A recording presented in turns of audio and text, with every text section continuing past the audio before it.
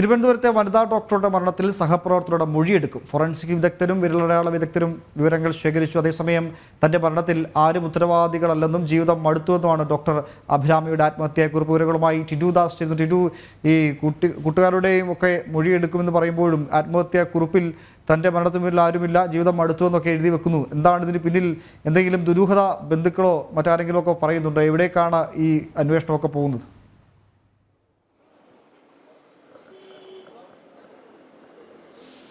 ഉമേഷ്, ഞാനിപ്പോൾ നിൽക്കുന്നത് Thiruvananthapuram medical college ആശുപത്രിയിലെ മോർച്ചറിക്ക് സമീപമാണ്. അഭിരാമിയുടെ മൃതദേഹം മോർച്ചറിക്ക് കയറ്റിയിട്ടുണ്ടെന്നാണ് മനസ്സിലാക്കാൻ സാധിക്കുന്നത്. ഫോറൻസിക് വിദഗ്ധരും അതോടൊപ്പം തന്നെ വിരലടയാള വിദഗ്ധരും വന്ന് അഭിരാമിയുടെ റൂമിലെത്തി രേഖകൾ മറ്റും, അതായത് ഇതുമായി ബന്ധപ്പെട്ട രേഖകൾ മറ്റും പരിശോധിച്ചിട്ടുണ്ട്. നിലവിലിപ്പോൾ സഹപ്രവർത്തകരുടെ മൊഴിയെടുക്കണം, അതോടൊപ്പം തന്നെ വീട്ടുകാരുടെയും മൊഴിയെടുക്കണം.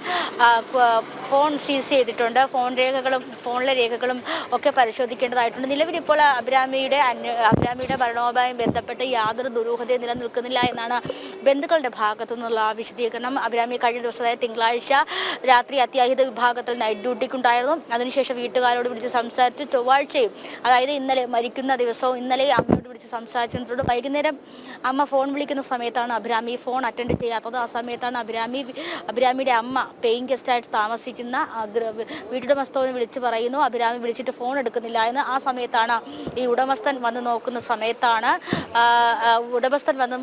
സമയത്താണ് അഭിരാമി ബോധരഹിതയായി കിടക്കുന്നത് കാണുന്നു. കയ്യിൽ സിറിഞ്ചുമായി കിടക്കുന്നത് കാണുന്നത്. തുടർന്നായിരുന്നു ഈ പോലീസിനെ അറിയിക്കുന്നതും.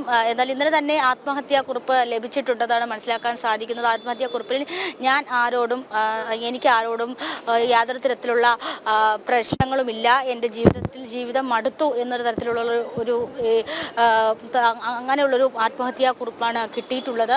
ഇപ്പോൾ അഭിരാമിയുടെ ബന്ധു മാധ്യമങ്ങളോട് സംസാരിക്കുന്നുണ്ട്. അവരോട് തന്നെ അവരുടെ ഭാഗം എന്താണെന്ന് നമുക്ക് കേൾക്കാം. അറിയാം, അത് സംബന്ധിച്ച് സംശയങ്ങളോ അല്ലെങ്കിൽ അതുമായി ബന്ധപ്പെട്ട് മറ്റ് പരാതികളോ ഒന്നും നമ്മൾ ഇതുവരെ ഉന്നയിച്ചിട്ടില്ല. ഇന്നലെ വൈകിട്ട് 3:30 അവസാനമായി അച്ഛനെ വിളിച്ചു. അതെ, പിന്നീട് വിളിച്ചില്ല. അങ്ങനെ എന്തെങ്കിലും പറഞ്ഞിട്ടുണ്ടോ? ഇല്ല, അച്ഛനെ വിളിച്ചിട്ട് കൊല്ലത്താണ് ഹസ്ബൻഡ് വീട്. അപ്പോൾ ഇവിടുന്ന് ഡ്യൂട്ടി കഴിഞ്ഞിട്ട് ഉച്ചയ്ക്ക് കൊല്ലത്ത് പോകാൻ വേണ്ടിയിട്ടുള്ള തയ്യാറെടുപ്പിലായിരുന്നു.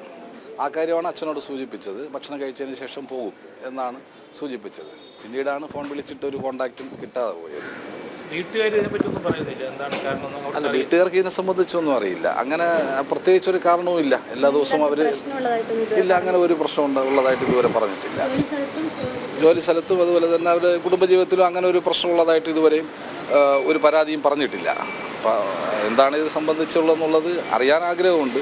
ഇപ്പോൾ ഒരു കത്ത് ഉണ്ടായിരുന്നു എന്നാണ് പോലീസ് പറയുന്നത്. അതിൽ മറ്റാർക്കും ഇതുമായി ബന്ധപ്പെട്ടൊരു ഉത്തരവാദിത്വം ഇല്ല എന്നുള്ള മാത്രമേ ഉള്ളൂ എന്നാണ്, അതിൻ്റെ കണ്ടന്റ് അത്രയേ ഉള്ളൂ എന്നാണ് പോലീസ് പറഞ്ഞത്. പൊതുവേ ഹാപ്പി ആയിരുന്നു.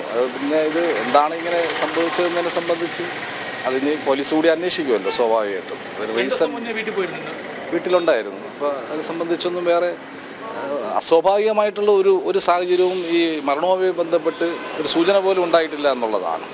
പക്ഷേ എങ്കിലും ഒരു റീസൺ ഉണ്ടാവും എന്നുള്ളത് എല്ലാവർക്കും അറിയാവുന്ന കാര്യമാണ്. ആ റീസൺ എന്താണ് എന്നുള്ളതാണ് നമ്മൾ പോലീസിനോട് പറഞ്ഞിട്ടുള്ളത്. അത് പോലീസ് കണ്ടെത്തുമെന്നുള്ളതാണ് പ്രതീക്ഷ. അല്ല, അങ്ങനെ ഒരു സംശയം ഇതുവരെ പറഞ്ഞിട്ടില്ല. സംശയിക്കേണ്ട ഒരു സാഹചര്യം ഉണ്ടായിട്ടില്ല എന്നുള്ളതാണ്. തീർച്ചയായും ഉമേഷ്, ഇത്തരത്തിലുള്ള സംശയമോ ഒരു അസ്വാഭാവികതയോ ഒന്നും അഭിരാമിയുടെ മരണവുമായി ബന്ധപ്പെട്ടില്ല. കഴിഞ്ഞ ദിവസമൊക്കെ വളരെ സന്തോഷവതിയായിരുന്നു. കൊല്ലം രാമനാകാട്ടുകര സ്വദേശി പ്രദീപിനെയാണ് 4 മാസങ്ങൾക്ക് മുമ്പ് അഭിരാമി കല്യാണം കഴിച്ചത്. പ്രദീപ് മഹാരാഷ്ട്രയിൽ, അതായത് മുംബൈയിലെ CSI ഹോസ്പിറ്റലിൽ ഡോക്ടറാണ്. അപ്പോൾ പ്രദീപ് കഴിഞ്ഞ ദിവസം നാട്ടിൽ വന്നിട്ടുണ്ടായിരുന്നു. 2 ദിവസങ്ങൾക്ക് മുമ്പ് ഭർത്താവിൻ്റെ വീട്ടിൽ പോയി വളരെ സന്തോഷവതിയായിട്ടാണ് തിരിച്ചു വന്നത്. അമ്മയോടും അച്ഛനോടൊക്കെ വളരെ സന്തോഷത്തോടെ സംസാരിച്ചു.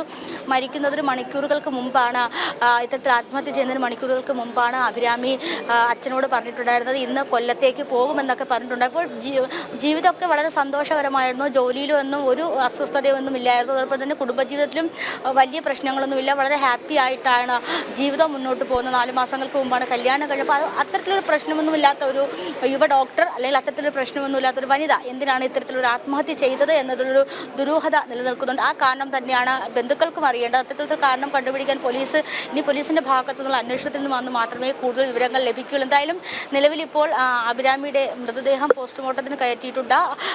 ഫോറൻസിക് വിദഗ്ധരും വിരലടയാള വിദഗ്ധരും ഒക്കെ വന്ന രേഖകളൊക്കെ മറ്റൊക്കെ എടുത്തിട്ടുണ്ട്. ഇനി അഭിരാമിയുടെ മൃതദേഹം ആശുപത്രിയിൽ പൊതുദർശനത്തിന് വെച്ചതിന് ശേഷം വീട്ടിലേക്ക് കൊണ്ടുപോകും. അതുപോലെ തന്നെ ഈ ആത്മഹത്യാക്കുറിപ്പും അതുപോലെ തന്നെ ഫോൺ രേഖകളും കേന്ദ്രീകരിച്ചുകൊണ്ടുള്ള അന്വേഷണമാണ് നിലവിൽ പുരോഗമിക്കുന്നത്. നിലവിൽ ഇതുവരെ കുടുംബത്തിന്റെ ഭാഗത്തുനിന്നോ സുഹൃത്തുക്കളുടെ ഭാഗത്തുനിന്നോ സഹപ്രവർത്തകരുടെ ഭാഗത്തുനിന്നോ യാതൊരു തര ആരോപണങ്ങളും ഉയർന്നിട്ടില്ല എന്നതും മറ്റൊരു വസ്തുതയാണ്. ഉമേഷ്, വിവരങ്ങൾ നൽകിയത്.